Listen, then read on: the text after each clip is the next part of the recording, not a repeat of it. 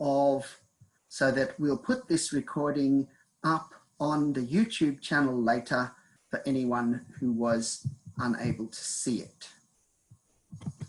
Okay, so the topic of today's discussion is collaboration in language research. This is working together as with community members, with local linguists, local scholars, and with foreign scholars in order to do as much work as we possibly can to study and help to preserve the languages of Northeast India. So I have put here what I'm calling the three-way model. You see a triangle, and at each end of the triangle, at each point of the triangle, is one part of this collaborative group. There is the community, the language community, the speakers of the language, those members of the community who are working towards ensuring that their language is preserved. On the left-hand side at the bottom, we have the local scholars, people who are members of the universities, in our case in the Northeast, in Assam, in Arunachal, in Meghalaya, in Manipur, in Mizoram, in any part of, in Nagaland, in any part of the Northeast. And indeed, yesterday I was involved in a seminar at Nagaland University, very well attended event, very exciting event. And then on the bottom right-hand side, we have the foreign scholars, people like me who come from overseas, who come from outside of India, who do the work we can, but we always return to our home place. Between us, the three together are important. So I'll give you two very brief examples of this.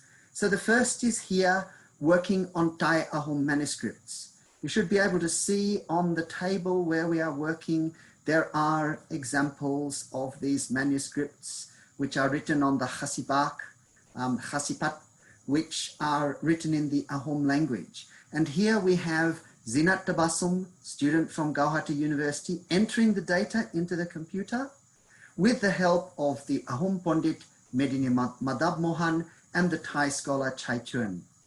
They are entering the data, transliterating it into the Roman script and making a word by word and line by line translation. And the benefits of this are for the community in terms of dictionary building, in terms of better understanding the meaning of manuscripts, and for the academic community in terms of better understanding of Thai Ahom. Or here's another example. So here's me doing my linguistic work in any possible location. So this is with Banwang Losu, who is squatting to the left of me with a small teacup in his hand. And we are on the ferry crossing the Brahmaputra River. This is in the days before the bridge that was opened about 1.5 years ago, which I still have not actually seen or crossed. One day I hope I will. So Banwang is both a community language worker and a linguistics student. So he falls into two categories of local scholar and community member. He's the person who has created the Wancho script. And here we are entering information about the dictionary into the computer. And the benefits for this are for the community. It's a step towards the dictionary and was also an important step in understanding the script so that we could develop a Unicode proposal so the script could get included in Unicode.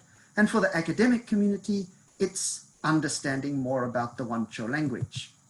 Okay, so what I'm going to do now is to turn on a video from Niharika Dutta talking about her work in the Pong language, or Bontai as it is sometimes called. You can read a little about Niharika. I need to just mute my microphone while I play this recording. And in a moment, the recording will start after you've had an opportunity to read about Niharika's work.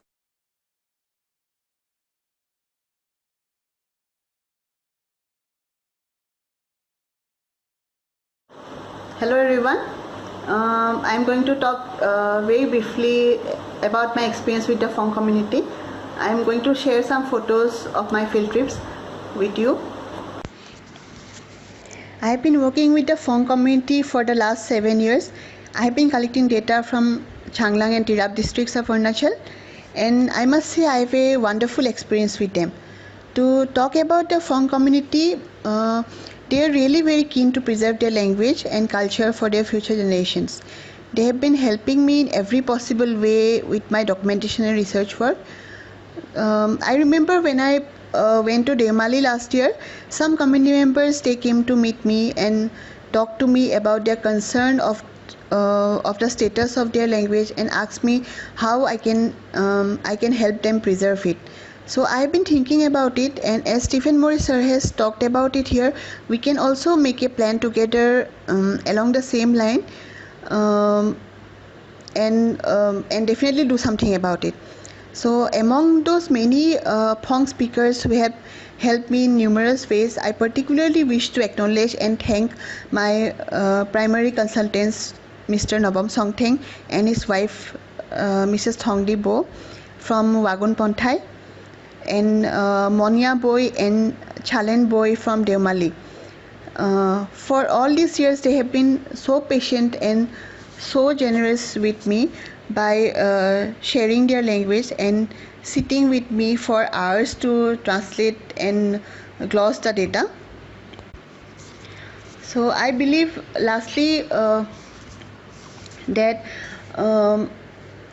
if we continue to work together in this way, we will definitely be able to preserve this beautiful language and motivate the young generations to use the language, so that this language continue to live for many more generations to come. Thank you.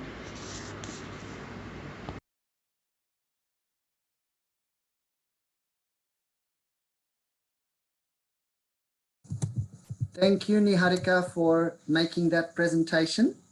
So we will move now to... Hello.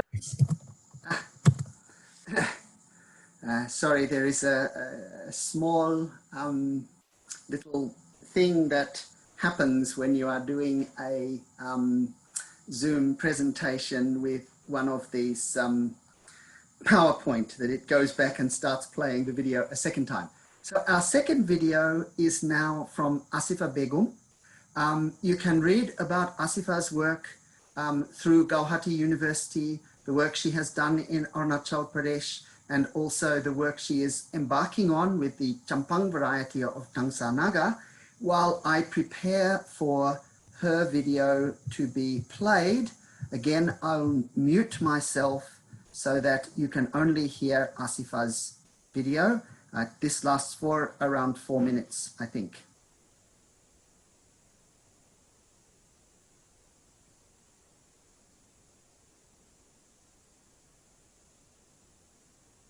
Hello everyone, my name is Asifa Begum.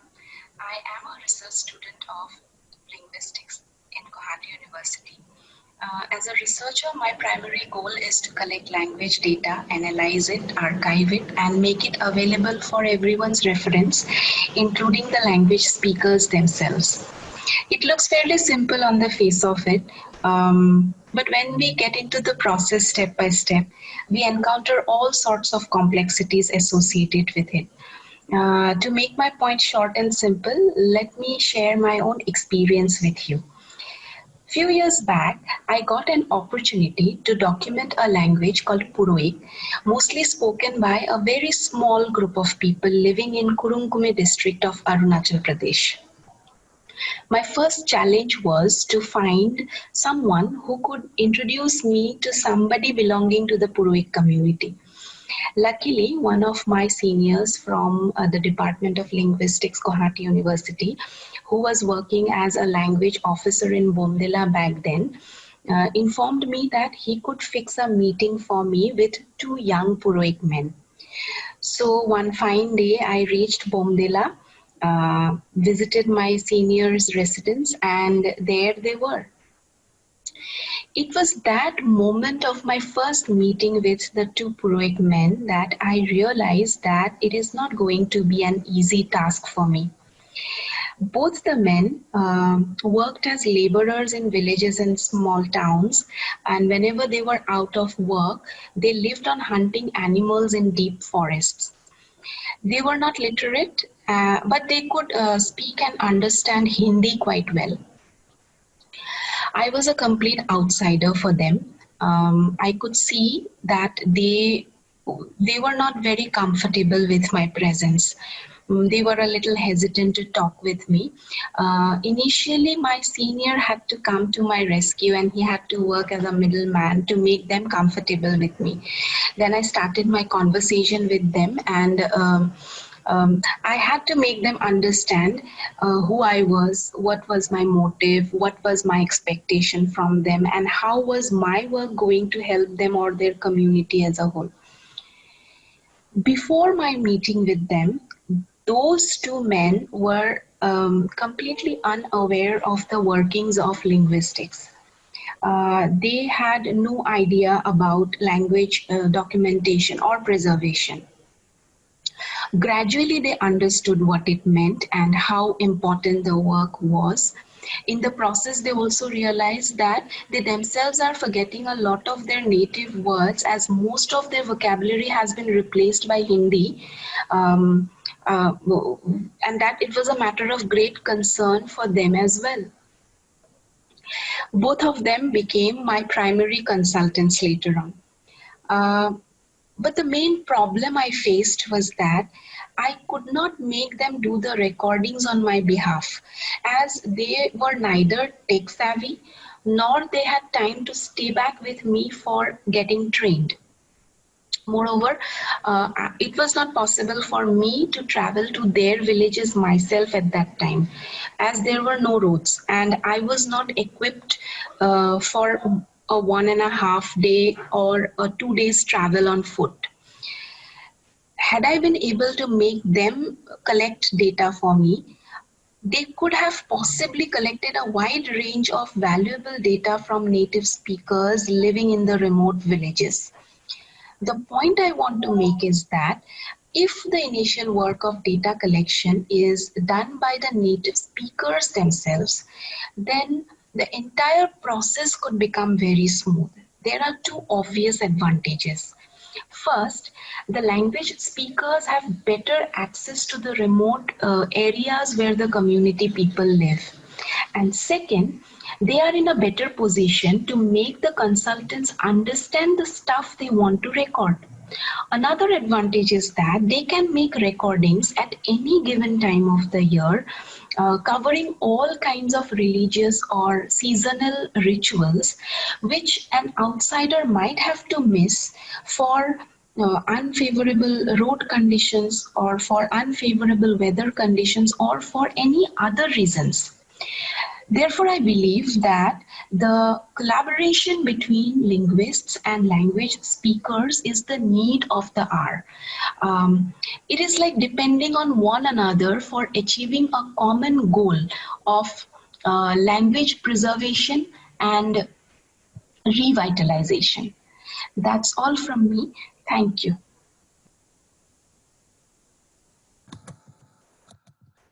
Thank you, Asifa. So I think we have heard some very useful things in the last few minutes about many of the challenges and many of the benefits of the kind of work that we are doing. So the last part of today's presentation comes from Palash Nath. You can read about his considerable experience. So Palash was one of the very first students from Gauhati University who accompanied me into the field, and this we did many times in many locations, right all the way from Golaghat district all the way up to Tinsukia district and into Changlang district over a number of years. And so you can read about all the work that Palash has done. Now I will again mute myself and play the video that Palash has prepared, which lasts around 10 minutes because he has a number of important issues to discuss.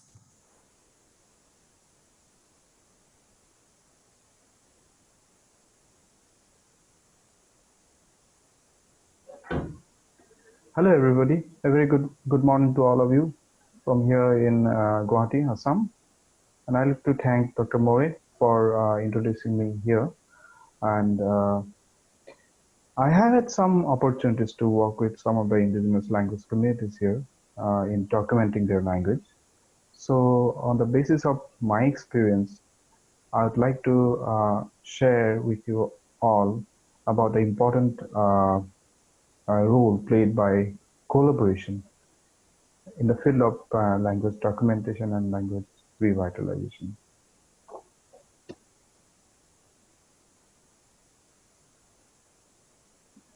Okay, so what do we actually mean by collaboration? In general terms, a collaboration refers to a concerted effort by two or more stakeholders towards achieving a common goal. Now, if we look at the language research models, then we'll find that in language research, there are a number of stakeholders involved. And those are like the researcher, the primary stakeholders are the researcher, the language community or the language speakers, the administrative agencies like universities, research institutes, autonomous bodies, etc. And also the most important, one of the most important stakeholders is the funding agency. So a concerted effort among these, all these different stakeholders actually lead to a successful language research. So in the last 100 years or so, language research has undergone a significant change in terms of methodology and also in terms of the relationship between the language speakers and the linguists or the researchers. For most part, language research was conducted by researchers who themselves are not members of the language speaking community. So the methodology and aims and objectives of such research consistently served the interests of the researchers, while the role of the language speakers was strictly limited to that of a data supplier. And the community members didn't have any say on the product or in the process of research. So that was kind of a linguist-focused model of research. But this has started to change gradually. The realization of the fact that the language speakers are the sole owners of their language and all the traditional knowledge embedded into it deserve to play far more active and important role than just being an informant or data provider. Therefore, gradually, researchers have started acknowledging the valuable contribution of the speakers of endangered languages towards their research. This was followed by many levels of inclusive mode of language research, which provide more and more scopes for engagement of community members in the research design, such as advocating for language preservation, empowering of language speakers to work on their own languages. Eventually, in the community-based language research design, the language speakers play an active role on equal terms to that of the linguist or academic researcher. This model of community-based language research actually advocates for the active participation of community members in a language project through joint decision-making, resource sharing, sharing of mutual benefits, etc. So in the view of such shifting trend, collaboration between the linguist and the community members at present has taken a much vital role than ever before. And here, I'll briefly talk about the role of collaboration in my work in the field of documentation of endangered languages and community-based language development programs. In the context of language documentation, I feel that the collaboration between the researcher and the language speaker starts even before a particular project gets underway. Because nowadays, whenever we, as researchers, go looking for funding, we're required to submit a permission letter from the community along with our funding proposal. And there, even before we plunge into action, a collaboration starts between the researcher and the community. Once we start working with the community, at every step, we need to be guided uh, by the members of the committee. To be specific, we need to know where to find a fluent speaker of the language who is equally knowledgeable. In order to make valuable documentation, we need to know what kinds of valuable speech events take place in that community and when and where. We also need to know what kinds of cultural, religious, traditional, or ritualistic performances need to be recorded. And only the community itself can provide us with this information in order to make our documentation effective and valuable.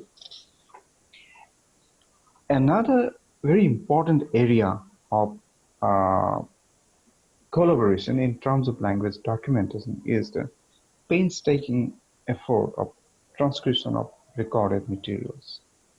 This cannot be done without the active cooperation from the knowledgeable members of the particular language community. This demands a considerable amount of time to be devoted by both the linguist and the knowledgeable member of that particular community. On the part of a particular language speaker to allot time for such laborious, intensive, and time-consuming effort to assist in the transcription of recorded materials is in itself, I think, an instance of valuable cooperation and collaboration. This collaboration between the researcher and the community members may also result in the training of interested community members in different aspects of language documentation, such as handling of equipment, recording of important speech events, recording of metadata, and even transcription. Such training helps in sustaining the documentation effort started by the linguist and continuing it for a longer time, even if the researcher is not present in the field. On the other hand, as linguists, we make sure that such recordings are carefully preserved and archived so that the young members of the community can listen or use them even after maybe 50, 60, even 100 years. This is the benefit that the community reaps from collaborating with the linguist in such kind of language documentation project. Moreover, technical guidance for development of writing system, establishing connections with a wide network of language and technical experts often offered by the linguist or the language researcher brings a lot of benefit for the community in the development of their language. In my documentation with the Sinfo community, I was very actively assisted by both the elders and young members of the community.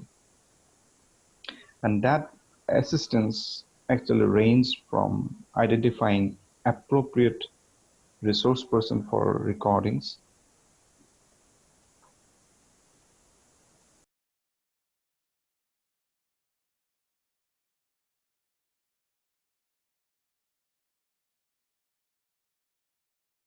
also, there are the younger members who accompanied me to almost all the Sinfo villages in both Assam and Arunachal Pradesh.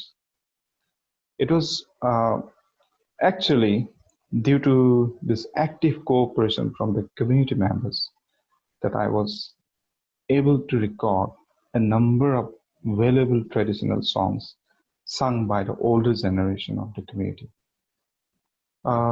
The task of language development work warrants a larger scale of collaboration between the researcher and the community members. In my work with primarily with the Sinfo community towards establishing a mother tongue literacy program for the young children, I was fortunate to be able to forge a strong collaboration with the community. This was a completely community-based language development work where the community leaders actively participated in the decision-making process as to why and how they should work for such a program. It involved almost 6 years of close collaboration and community-based activities involving myself and the members of the community. The activities that took place were a series of workshops on awareness raising about the benefit of mother tongue education for their children, workshops to bring out nice little storybooks, songbooks, dramas, etc. for the children to enjoy reading, preparation of curriculum, training of community teachers, and eventually the establishment of the school. So it actually took more than 6 years of active researcher and community collaboration to make this happen, which was mutually benefiting. Our collaborative work for this program also encouraged other communities like Tai Khamiang, Sumi, Tangsa language communities to work towards language development, and similar kinds of workshops were held for these communities where the community elders, writers actively engaged in producing language learning materials for their children to read. It is not possible to discuss at length about their active involvement in these different activities, but in a nutshell, here are some glimpses of the results of such projects.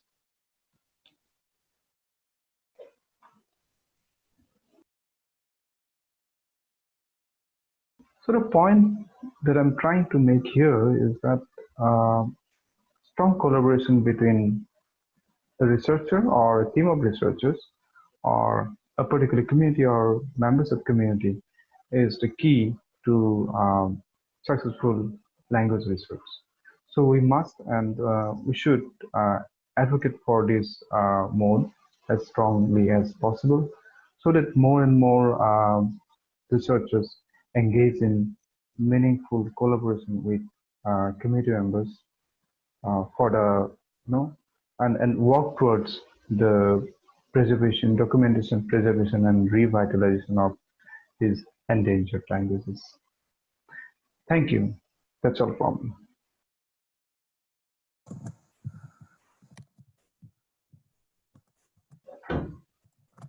Thank you, Palash. And so that brings to an end our presentation for this afternoon. I've really enjoyed seeing all the photos, particularly in Palash's talk. There were many photos of very dear friends of mine from many, many different villages. Now is an opportunity to discuss on the Facebook chat any points that you would like to make.